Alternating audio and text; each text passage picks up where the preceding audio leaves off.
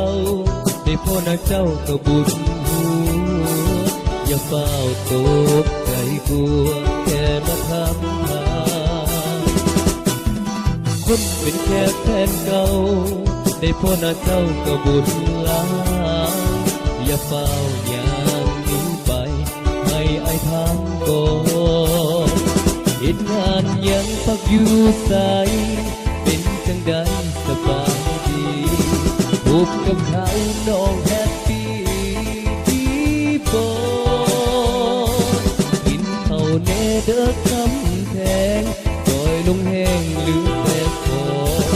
หากอายไปแต่เขาสออย่าทะเลาะกันให้บอกกับเขาไปว่าอายตายจากใจเจ้าไปแล้วก็แค่ที่บ้ามาแซวแอวทำทางให้บอกกับเขาไปว่าให้พวกพวกกูมาพอกันอย่าให้เขาสงสัยยังเกี่ยวกับอาย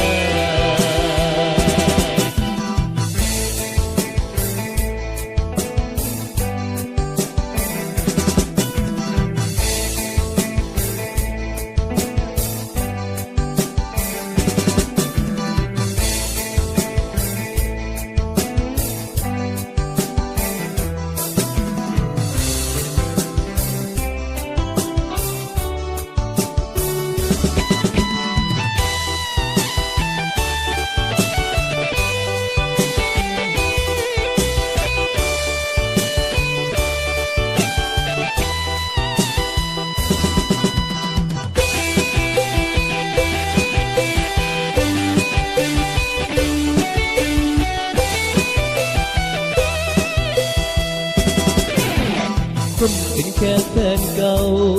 ได้พ่อหน้าเจ้าก็ดีใจแม่นว่าสา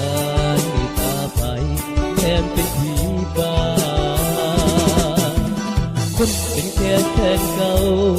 อวยพรให้เจ้าเป็นฟังฟ้าที่บ่มาก็กวนเวลาอีกเหตุงานยังพักอยู่ใจเป็นจังใดสบายพบกับเขาน้องแฮปปี้ดีบ่กินเขาแม่เด้อคำแทงปล่อยลงแห้งลิ้นแตกคอตามอายไปถ้าเขาก่ออย่าทะเลาะกันให้บอกกับเขาไปว่าอายตายจากใจเจ้าไปแล้วก็แค่ที่บ้ามาแซวแอวทำทางให้บอกกับเขาไปว่าแค่พวกพวกกูมาขอตังค์อย่าให้เขาสงสัยอย่างเกี่ยวกับอายอย่าให้เขาสงสัยอย่างเกี่ยวกับอาย